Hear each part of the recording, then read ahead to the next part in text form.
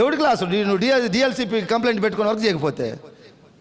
ఉన్నాయి sir problems, క్లియర్గా అవుతాయి మెల్లమెల్లగా. నువ్వు బావి దోమన్నప్పుడు దోవి నీళ్ళు రావడానికి ఇదేమన్నా మనం దేవతలు తిరుగుతున్న యుగంలో లేవు మనం. కొన్ని ఉంటాయి, ప్రాబ్లమ్స్ ఉంటాయి, పాజిటివ్గా అర్థం చేసుకొని ముందుకెళ్ళాలి. మేము చేరినప్పుడు ఎక్కడో 100 కిలోమీటర్ దూరం వెళ్ళి డిఎల్సిపిలో ప్రోడక్ట్ తెచ్చుకునేటోళ్ళం. మేము చేరినప్పుడు 300 కూడా ప్రోడక్ట్స్ లేవు, ఇప్పుడు 450 ప్రోడక్ట్లు వచ్చినాయి. అగ్రి గ్రాన్యువల్స్తో మన సైడ్ పాయింట్లన్నీ చేసుకోవచ్చు. ఇప్పుడు మేము చేరినప్పుడు లేవు అవి. చేసేవాడు చేస్తున్నాడు పరిస్థితులు ఎలా ఉన్నా కూడా, అవునా కాదా?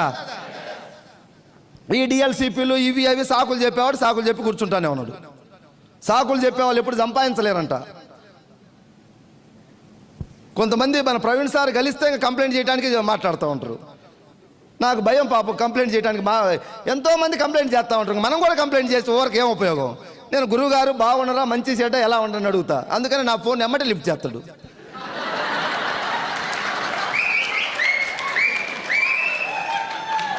రియల్ సార్ ఇది. నా టీం వాడు కూడా నాకు కొంతమంది చేస్తారు ఫోన్లు, చూస్తా ఈడు కంప్లైంట్ బాక్సా, ఇది కంప్లైంట్ బాక్స్ అయితే నా మైండ్ ఎందుకు దమా ఖరాబ్ చేసుకొని తీసి పక్కన పెడతా. కంప్లైంట్లు ఉన్నాయి, కేసీఆర్ దగ్గర ఉన్నాయి, చంద్రబాబు దగ్గర ఉన్నాయి, జగన్ దగ్గర ఉన్నాయి, మోడీ దగ్గర కూడా ఉన్నాయి సమస్యలు. వాళ్ళ సమస్యలు చూడట్లే. 2024 ఎలక్షన్లో మళ్ళీ గెలిచి అధికారంలో కూర్చొని వాళ్ళు చూస్తున్నారు. మనమే కంప్లైంట్లు పెట్టుకొని మనం ముందుకు పోలేకపోతున్నాం. ఈ కంప్లైంట్లు చెత్తంతా తీసి పడేయండి బూట్ క్యాంప్ ద్వారా. ఒకటే, గెలవాలి గెలవాలి గెలవాలి, గెలిచి తీరాలి. డిసైడ్. పేదరికం మీద మన యుద్ధం ప్రకటించాలి. మన పేదరికాన్ని నిర్మూలించుకోవాలా?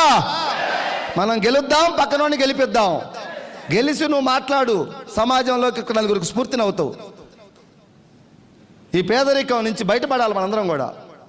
ఈ నిరుద్యోగ సమస్య మీద మనం యుద్ధం చేస్తూ ఉన్నాం వెస్టీజియన్స్గా. ఎంతోమంది ఈరోజు మన వెస్టీజీ ఫ్యామిలీకి వచ్చి ఎంటెక్లు బీటెక్లు చేసి పార్ట్ టైంగా వెస్టీజ్లో జాయిన్ అయ్యి ఈరోజు 1,00,000, 2 లక్షలు, 3 లక్షలు తీసుకొని ఉద్యోగాలు నోటిఫికేషన్ పడితే అప్లై చేయట్లే. ఈరోజు నిరుద్యోగ సమస్య నిర్మూలిస్తున్నావా లేదా? ఉద్యోగాలు సైతం వదిలేసిన వాళ్ళు వెస్టీజ్ సిస్టంలోకి ఈ హాల్లో కూడా ఎంతోమంది కూర్చో ఉండొచ్చు. మా టీంలో ఒక మేడం హైదరాబాద్లో, చిన్న విలేజ్ హైదరాబాద్ పక్కన ఒక 15 కిలోమీటర్స్ నాగోల్ దగ్గర, కుత్బుల్లాపూర్ ఊరి పేరు, బీబీ మేడం పేరు. ప్రైవేట్ స్కూల్లో ఆయమ్మకి ఎంత ఇస్తారు సార్ శాలరీ? అమ్మ అందరూ మాట్లాడాలా? ఎంత ఇస్తారో మాకు తెలియదు అన్నమాట. ఎంతో కానీ చెప్పండి, 5, 6, 7 మీ నోటికి వచ్చిందని చెప్పండి. 5, 6 వేలు. అయితే ఆమె 8 ఇయర్స్ పనిచేసిందంట. స్టార్టింగ్లో 3,000, 8 సంవత్సరాలు పనిచేస్తే 500 జీతం పెరుగుతూ 8,000 అయింది 8 సంవత్సరాలకి. కరోనా టైంలో ఆ జాబ్ కూడా స్కూల్లో బంద్ అయిపోయింది, లేదు. ఆ టైంలో ఒక ఆర్టీసీ కండక్టర్ ఆమెను పట్టుకొచ్చిండు బీబీ మేడం మీటింగ్కి. మీటింగ్ ఇన్న తర్వాత ఒక 800 రూపాయలు పెట్టి మనకు ఆయిల్, సబ్బు, సరుపు, పేస్ట్ తీసుకుంది. ఇక్కడ ఎవరు ఇంత కొనమని చెప్పట్లే మన ఎండి గారు, అవునా కదా? ఐడికి ఏమైనా డబ్బు కట్టమంటున్నాడా? ఇంత ఈ కంపెనీ లాంటి గతంలో ఒకటి వచ్చినాయి మార్కెటింగ్, అవి రైటు లెఫ్ట్ కట్టేది, కట్టిపిచ్చేది. ముందు నువ్వు ఇరుక్కోవాలా, నలుగురు ఇరికియాలా. ఈ పనికిమాలిన కంపెనీలు వచ్చి ప్రజలను దోసుకొని పోయినాయి. మనకు అవగాహన ఉండి లేక దాంట్లో కొంతమంది చేతులు కాల్చుకున్నారు. ఇప్పుడు మనం కొత్తగా వెస్టీజ్ అని పోయేసరికి ఇట్లాంటి మేము ఇన్ని చూసామంటున్నారు. సార్ ఇన్ని చూసాము, కట్టేది కట్టించేది చూసాము. సార్ దీంట్లో ఏమైనా ఉందా కట్టేది? ఒక్క సబ్బు కొనుక్కో చాలు 35 రూపాయలు పెట్టి, వాడు నీకు నచ్చితే మళ్ళీ కొను, లేదంటే ఆపేసి. ఇంకెక్కడుంది ఇక్కడ ఫ్రాడు? చాలామంది అవగాహన లేకుండా బయట సమాజంలో మనకి ఈ కంపెనీలో మనం స్టార్టింగ్ డేస్లో మనం ఏదో వెస్టేజ్ గురించి పోయి వాళ్ళకి చెప్తే వాళ్ళు మనల్ని డిస్కరేజ్ చేస్తారు పూర్తిగా. మన ఛార్జింగ్ మొత్తం తీసేస్తారు, బుట్ క్యాంప్ ఛార్జింగ్ అంతా. అరే పిచ్చోడా నీకేం తెలుసు, ఇట్లాంటి నేను ఇన్ని చూశాను, 6 నెలల కన్నా ఎక్కువ కనుకుంటే నా చెవి ఎత్తా, నా కాలు ఎత్తానంటారు కొంతమంది. అలాంటి మాటలు విని ఆగిపోమాకండి మీరు. నేను స్టార్టింగ్ స్టేజీలో డిస్ట్రిబ్యూటర్గా ఉన్నప్పుడు ఒక 2-3 మీటింగ్స్కి వచ్చిన, ఇక్కడికి వస్తే మన ఎందుకో తెలియదు కానీ మన ఎంట్రుకలు మొత్తం నిలబడతాయి, లేచి రోమాలు బూస్ బంప్స్ వస్తాయి.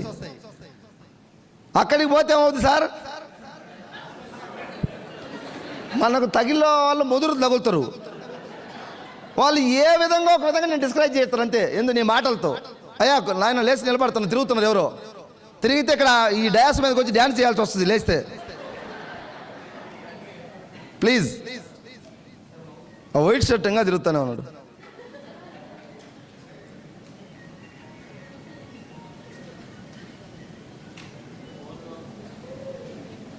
ప్లీజ్.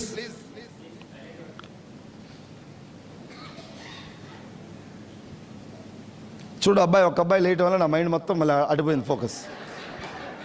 నాది డీజిల్ బుల్లెట్ లాంటిది. ప్రవీణ్ సారు, రంజిత్ సారు, వీళ్ళు మన సాహు సారు, వాళ్ళు స్పీకర్స్ బాగా మాట్లాడతారు. నేను అంత స్పీకర్ని కాదు. స్టార్ట్ అయితే ఆగదు, ఆగితే మళ్ళీ దొబ్బాలు ఎవరైనా వచ్చిన బండి.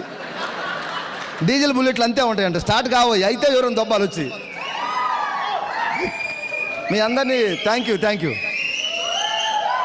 యూ రిక్వెస్ట్ చేస్తా ఉన్నాను. ఎందుకంటే నా బండి ఆపితే దొబ్బాల్సిన బాధ్యత మళ్ళీ మీదే వస్తుంది. నాది కదలదు ముందుకు, అందుకు అదొక మైనస్ ఉంది.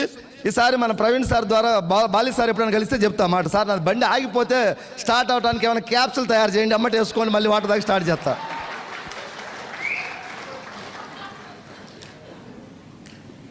ఎక్కడ దాకా చెప్తున్నా సార్ నేను?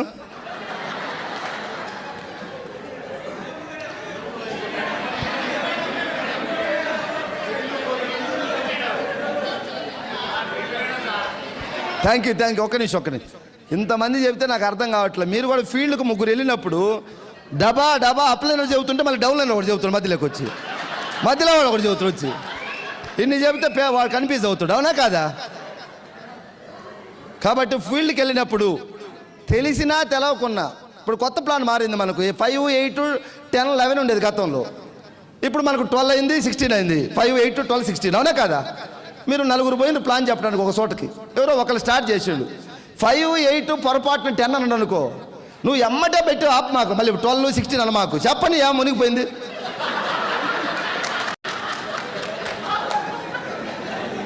ఎవరైనా పొడుతుంటే నువ్వు ఆపాలా ఎమ్మటే. ప్లాన్ చెబుతున్నాడు ఆయన. ప్లాన్ చెబితే 5, 8, 10, 12, 11 చెప్పిండు. రేపు 16 బాలి సార్ ఇస్తాడా? ఇస్తాడు కదా. ఆవేశం తట్టుకోలేం మనం. దయచేసి అందరూ ఇవన్నీ చిన్న మిస్టేక్స్ చేస్తున్నాయి, మనం అవి మార్చుకుందాం, అవునా కాదా? అది మంచి అయినా చెడు అయినా స్టేజ్ మీద చెప్పేటప్పుడు మాట్లాడినవాడు అంతే. తర్వాత కిందికి వచ్చిన గురువు గారు అది ఏదో సందర్భానుసారంగా కావాలని ఏమన్నా కొన్నిసార్లు కన్విన్స్ చేయాలా, లేకుంటే కన్ఫ్యూజ్ చేయాలా. ఏం చేయకుంటే మరి ముందుకు పోతుంది. ఏం చేసినా మంచిగా చేస్తున్నాం మనం. ఎస్ఆర్ 100 అబద్ధాలు ఆడేది ఒక పెళ్లి చేయమన్నారు పెద్దలు మనకి. అట్లనే మనం ఏదైనా చెప్పినా తప్పేం లేదు, దీనికి మంచి చేస్తున్నాం కాబట్టి. ఆయన ఏమన్నా ఒక 20,000 కట్టించి 40,000 ముంచితే అబద్ధం చెప్పకూడదు మనం. ఇక్కడ అబద్ధాలు కూడా ఏముండవు.